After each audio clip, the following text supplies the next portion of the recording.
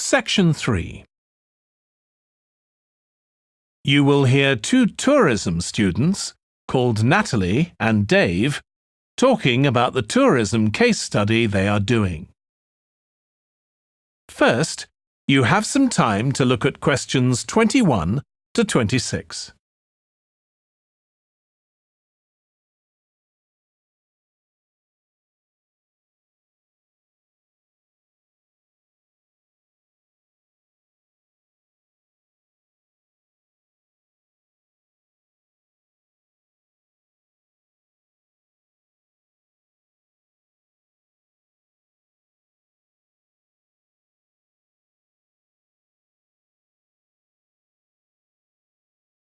Now listen carefully and answer questions 21 to 26.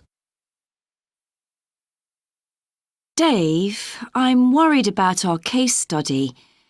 I've done a bit of reading, but I'm not sure what's involved in actually writing a case study. I missed the lecture where Dr. Baker talked us through it. OK, well, it's quite straightforward. We've got our focus. That's tourism at the Horton Castle site. And you said you'd done some reading about it? Yes, I found some articles and made notes of the main points. Did you remember to keep a record of where you got the information from? Sure, I know what a pain it is when you forget that. OK, so we can compare what we've read. Then we have to decide on a particular problem or need at our site. And then think about who we're going to interview to get more information. OK, so who'd that be? The people who work there?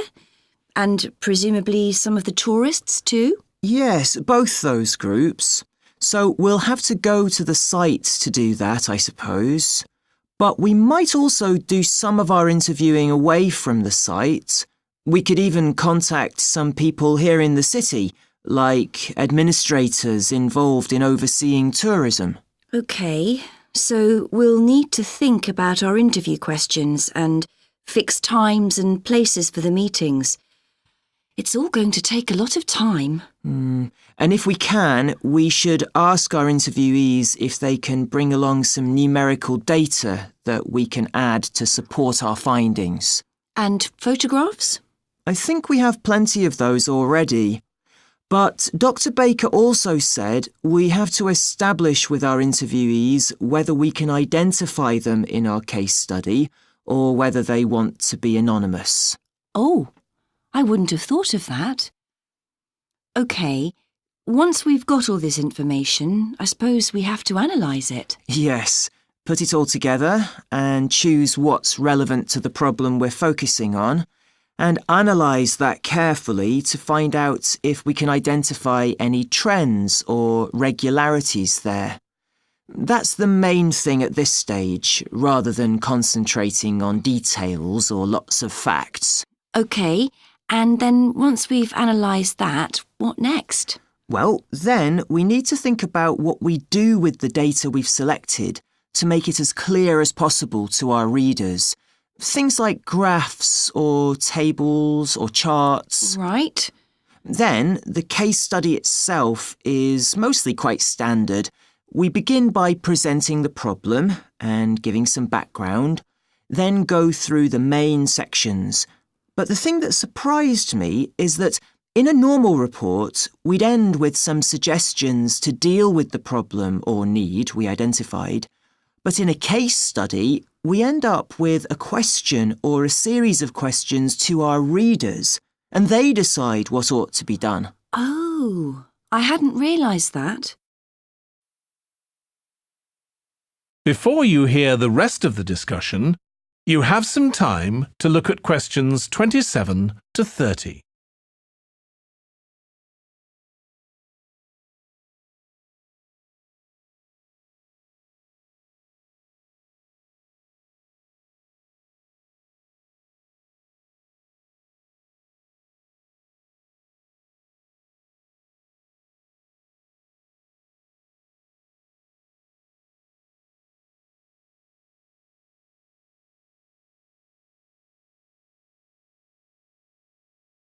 Now listen and answer questions 27 to 30.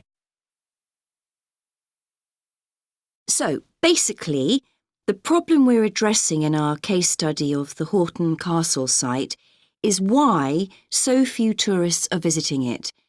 And we'll find out more from our interviews, but I did find one report on the internet that suggested that one reason might be because, as far as transport goes, access is difficult. I read that too, but that report was actually written 10 years ago when the road there was really bad, but that's been improved now.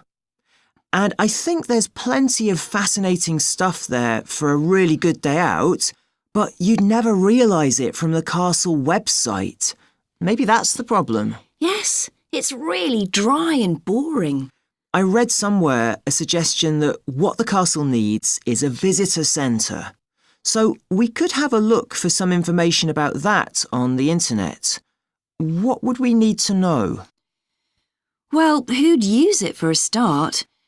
It'd be good to know what categories the visitors fell into too, like school parties or retired people. But I think we'd have to talk to staff to get that information. OK, and as we're thinking of suggesting a visitor centre, we'd also have to look at potential problems. I mean, obviously it wouldn't be cheap to set up. No, but it could be a really good investment.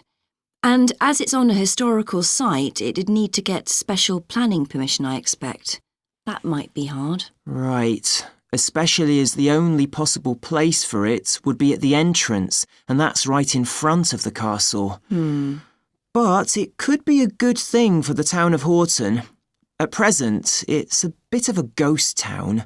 Once they've left school and got any skills or qualifications, the young people all get out as fast as they can to get jobs in the city, and the only people left are children and those who've retired. Right. Something else we could investigate would be the potential damage that tourists might cause to the castle site. I mean, their environmental impact. At present, the tourists can just wander around wherever they want. But if numbers increase, there might have to be some restrictions, like sticking to marked ways. And there'd need to be guides and wardens around to make sure these are enforced. Yes, we could look at that too. OK, well, we've certainly managed... That is the end of section 3. You now have half a minute to check your answers.